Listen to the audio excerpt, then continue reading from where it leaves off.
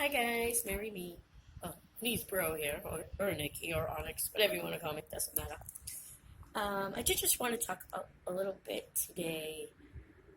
I always get people who ask me, "Ooh, how did you start out?" Especially once if they meet me for the first time, and they're getting a reading from me, and I kind of tell them my spiel, how I'm different, and they're like, "Oh wow, how did you get to do what you do?" And they always ask, "Well, what books do you recommend, and how do you start?"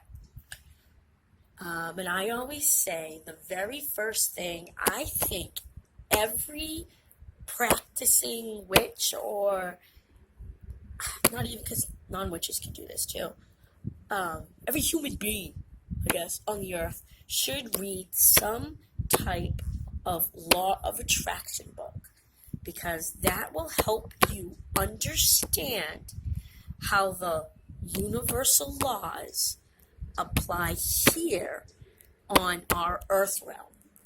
I was lucky enough that my blood sister introduced me to this book. Okay? And this is The Law of Attraction, The Basics of the Teachings of Abraham by Esther and Jerry Hicks. Now, I actually liked this book because this woman, Esther, goes into a trance and she talks. She kind of channels the spirits to talk to her husband, and her husband basically writes everything down. So that resonated with me, still resonates with me, because of what I can do. There's plenty of other books out there too. I actually, after I read this one, another friend on Facebook, that, because I joined, of course, join groups, talk to people, and that's what I always say. Read books, get what your own ideas from it, kind of jot it down, and then talk to people and get their experiences, because as people, we all experience something different. And that's what I did. I joined a group, and it was a pagan group, and there was a woman there. She goes, "Oh, have you read these?" And it was actually the book series called Conversations with God. And I'm like, okay, well, why would I read that? But you know what? I was raised Roman Catholic, so I understood that God concept. And I kind of wanted to see what those books had in compared to this book, and see if the same, I guess, laws were the same. And you know what? To my surprise, it was basically the same information, just given in a different way and used more of religious types. And that was basically about a gentleman who heard the voice of God, and he asked him questions, and then he wrote everything down. I will have, you know what? I don't have the book with me now. It's packed away somewhere. But I will put a link to it in the description and everything, so if you want to go check it out, you can. There's another book out there. I guess everybody's like, "Oh, have you read The Secret?" And I guess that's a big Oprah thing. No, I haven't, because I felt like this book was the book for me.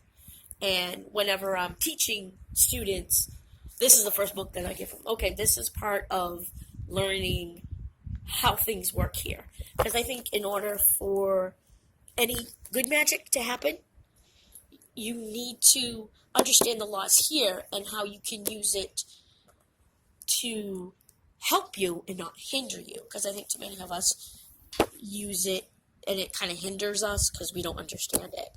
So this book, and then a very basic book, and I know people like will roll their eyes at me, and they're like, "That's just so funny." And I'm like, yeah, it is, but it's not. Get one of the idiot guides or the dummy guides to, I think the one I read was Witchcraft. And that was good for me because it was very basic. They didn't have a lot of, this is what this path means and this is what you have to do. It was like, okay, this is very basic. I liked it because it kind of stripped it down to the basics. So get a book like that. And then a couple of other books. Try to remember. The Circle Within. That was something that my sister actually introduced me to a lot of these books. And it was actually reading requirements that were part of our coven. Circle Within. We have a senior moment here. Oh, The Witch's 10 Commandments. That is actually good too. I did read To Ride a Silver Broomstick. I kind of like that one. And I think the last one I really, really tried to read was I'll have to look it up, but I think it was like the Dark Goddess or something like that. But yeah, read. Just read like basic books, and then if you can find somebody that's in the path that you want to learn about, talk to them, and not just one person, like 2 and 3 and 4. And like I said, that's how I learn. I read. I say, okay, yeah, because every single book will have some type of ego in it.